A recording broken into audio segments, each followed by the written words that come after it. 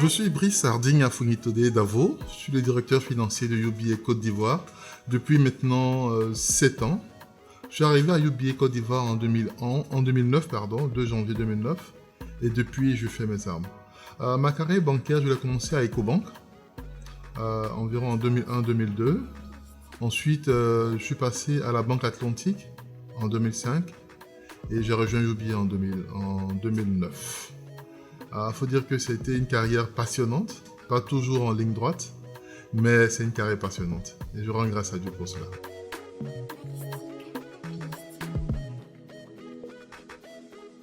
Pour moi, le leadership, c'est très important. Comme dit John Maxwell, « Everything rises and falls under leadership ». Toute chose advient sur le leadership. Et John Maxwell qui renchérit pour dire que le leadership, en réalité, c'est la clé de toute chose. Et il dit en fait dans son livre, il donne une loi qu'il appelle la loi du couvercle dans les 15 lois de leadership, où il dit ceci: pour élever une organisation, il faut élever son leader. Plus le leader est élevé, plus celui-ci pousse vers le haut l'organisation. Il faut, pour parler aussi d'un autre grand leader, Miles Monroe, il dit ceci: an army of sheep led by a lion will always defeat an army of lion led by a sheep. Ça veut dire quoi? Une armée de moutons qui a comme leader un lion pourra toujours combattre une armée de lions qui est menée par un mouton. Ça veut dire le leader en réalité c'est celui-là qui prend une organisation d'un endroit et l'envoie à un autre endroit. Pour prendre le cas de UBA Côte d'Ivoire, aujourd'hui nous avons un vrai leader à notre tête. UBA Côte d'Ivoire traverse un moment très difficile. Mais depuis l'arrivée de Mme Thiam Sarata, aujourd'hui, la banque est devenue très profitable. Pour moi, c'est un exemple de leadership.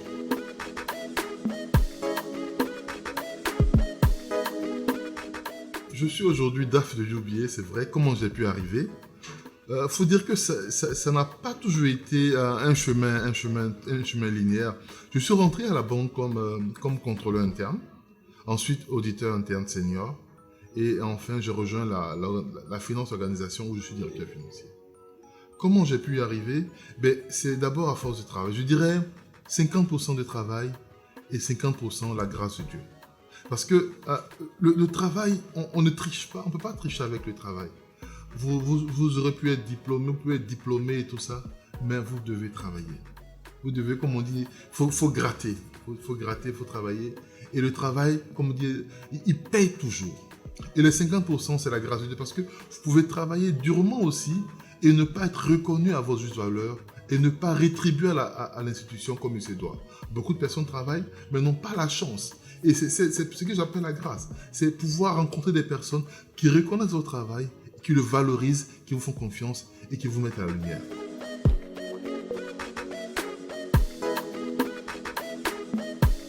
Tout au long de mon parcours, les challenges et les difficultés que j'ai rencontrées, je préfère le mot challenge plutôt que difficulté. Il faut dire que quand je suis devenu directeur financier, il faut dire qu'à cette époque-là, c'était pas facile. UBA était une situation très délicate, très difficile. La banque faisait des pertes. Et dans la même période, nous avons eu un contrôle fiscal. Nous avons eu un contrôle de la commission bancaire. Quand on résume toutes les provisions demandées par ces deux institutions, on était on avait des fonds propres quasiment nuls. On était à près de 10 milliards de provisions demandées par ces deux institutions. Et on avait des fonds propres tout cumulés et c'était une période très difficile. Vraiment, c'était challengeant. Mais avec la grâce de Dieu, on a eu les ressources nécessaires. La direction générale, le groupe nous a supportés, nous a soutenus et nous a aidés à overcome, à surmonter ces challenges-là.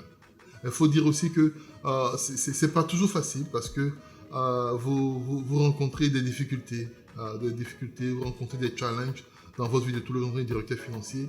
Il faut pouvoir pousser les équipes à donner le meilleur d'elles-mêmes, toutes les équipes, aussi bien dans l'équipe de la finance, mais aussi toutes les équipes commerciales. C'est vous qui partagez la vision de l'entreprise, qui êtes le chief stratégiste aux côtés du directeur général le directeur financier, c'est celui qui conseille le directeur général sur là où il est, ou là où on doit être, et comment on y parvient.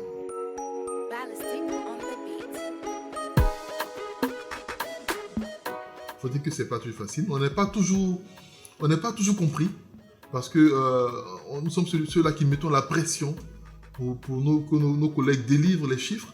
On n'est pas toujours compris, mais à la fin de la journée, lorsque les résultats sont bons, tout le monde est content, et c'est ça notre plus grande satisfaction. Pouvoir apporter notre pierre à l'édification de cette banque qui devient une grande banque en Côte d'Ivoire. C'est vraiment ça ce que je peux dire en matière de challenge que j'ai pu rencontrer dans mon parcours. En tant que leader, comment partagez-vous sa vision avec ses collaborateurs? Il faut dire que c'est très important. Comme je disais tout à l'heure, pour citer John Maxwell, qui dit dans ses 15 lois de succès, il dit ceci, il donne la loi du couvercle. Ça veut dire, l'organisation ne peut pas aller au-delà de son leader. Vous voyez?